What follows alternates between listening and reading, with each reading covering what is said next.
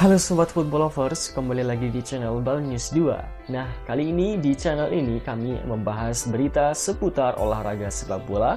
Dari mulai berita timnas Indonesia, informasi Liga Indonesia, informasi Liga seputar internasional. Bagi kalian yang belum subscribe channel ini, bisa langsung di subscribe dan nyalakan loncengnya agar kalian tidak ketinggalan video terbaru dari kami. Baiklah, langsung saja kita masuk ke video pembahasannya. Kabar Sadil Ramdhani dan Elkan Bagot jelang Piala AFF 2024. Pemandu bakat Inggris bocorkan kualitas wonderkid timnas Indonesia. Dua posisi dinotis, Erick Thohir pastikan skuad Garuda tambah pemain. Trofi Piala AFF nggak guna, timnas Indonesia buat Thailand iri. Puslek di bawah, lanjut simak informasi selengkapnya sebagai berikut.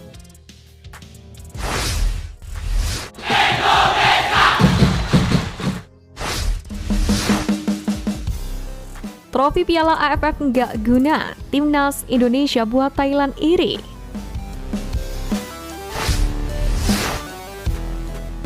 Langkah timnas Indonesia di Piala AFF 2024 belum dimulai, tapi gonjang-ganjingnya sudah mulai terasa. Eksistensinya sudah mulai jadi perbincangan, baik dari dalam negeri maupun dari luar negeri. Di dalam negeri sendiri, intrik terjadi terkait keputusan pemilihan pemain dan menyikapi target yang dipasang di Piala AFF 2024. Karena seperti yang kita semua tahu, timnas Indonesia kini turun dengan skuad muda U22 dan menjadikan Piala AFF 2024 ini sebagai sasaran antara untuk persiapan ke SEA Games dan kualifikasi Piala Asia tanpa mengurangi usaha dan dedikasi dalam kompetisi.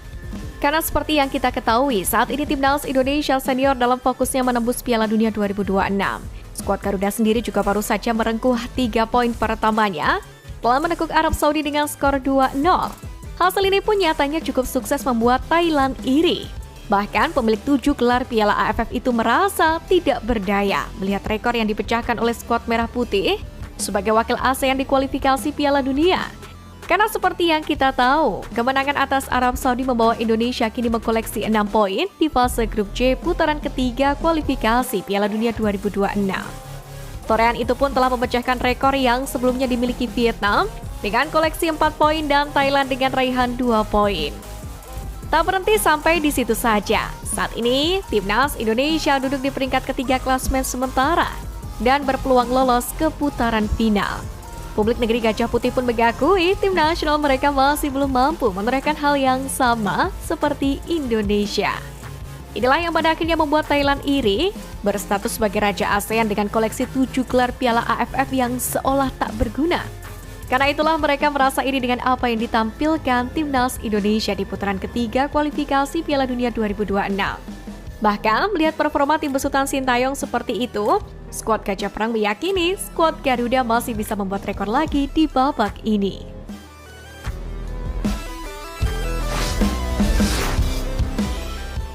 Dua posisi dinotis, Erick Thohir pastikan skuad Garuda tambah pemain.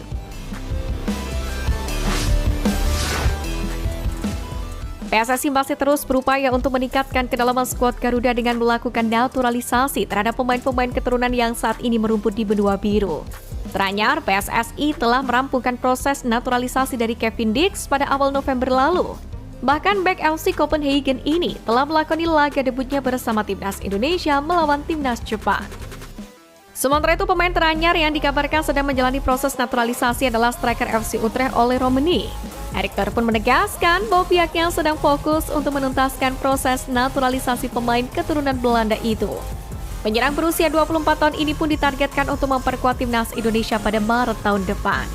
Jika tidak ada kendala, ia pun kemungkinan akan melakoni debutnya pada laga tandang melawan Australia. Lebih lanjut lagi, Erick Thohir mengatakan pihaknya akan terus melakukan naturalisasi karena memang tim nasional masih membutuhkan banyak pemain. Karena menurut Erick Thohir, kebutuhan pemain-pemain terbaik memiliki peran penting dalam tim nasional. Salah satunya sebagai pengganti ketika ada pemain yang mengalami cedera atau akumulasi kartu.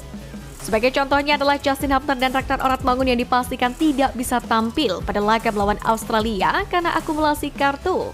Untuk itu, Ole Romani pun diharapkan menjadi salah satu pemain yang dapat menggantikan posisi Ragnar. Sementara posisi Hubner bisa digantikan oleh Kevin Dix atau Misilgers. Erik sendiri menambahkan bahwa timnas senior saat ini masih membutuhkan pemain tambahan di dua posisi, yaitu striker dan gelandang. Pemain tengah juga masih kurang. Kalau ada apa-apa sama Tom Haye, Nathan Juan, dan Ivar Jenner, sudah ada Ricky Kambuaya.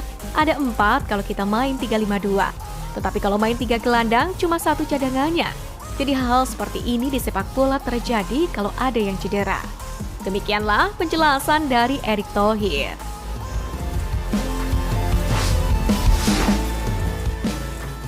Pemandu bakat Inggris bocorkan kualitas wonderkid timnas Indonesia.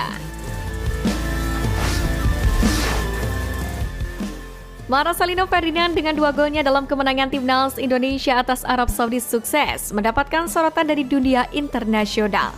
Ia seolah membungkam semua keraguan yang menempel pada dirinya yang saat ini tengah berjuang mendapatkan tempat utama di Oxford United. Namun sebenarnya talenta wonderkid timnas Indonesia ini sudah lama mencuri perhatian. Salah satunya datang dari seorang pemandu bakat asal Eropa, Emir Khan, yang sempat membandingkan kemampuan Marcelino dengan gelandang Malaysia Arif Aiman. Di akun Twitter pribadinya, @ekascouting, Emir Khan memberi Arif Aiman nilai yang lebih tinggi ketimbang Marcelino, di mana Marcel dinilai dengan skor 7,2/10, sementara Aiman mendapatkan nilai 8,3/10. Penilaian Emir Khan itu pun kemudian memancing reaksi pecinta sepak bola Indonesia.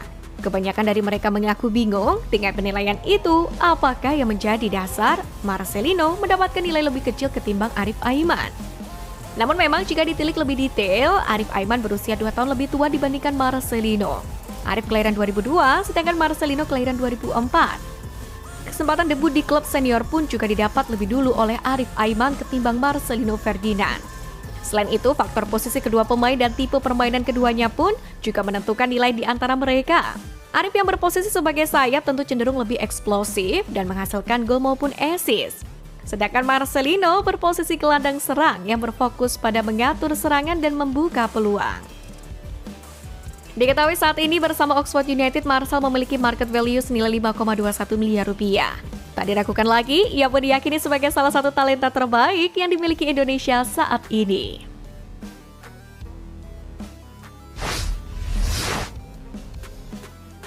Kabar Sadil Ramdhani dan Elkan Bagot jelang Piala AFF 2024.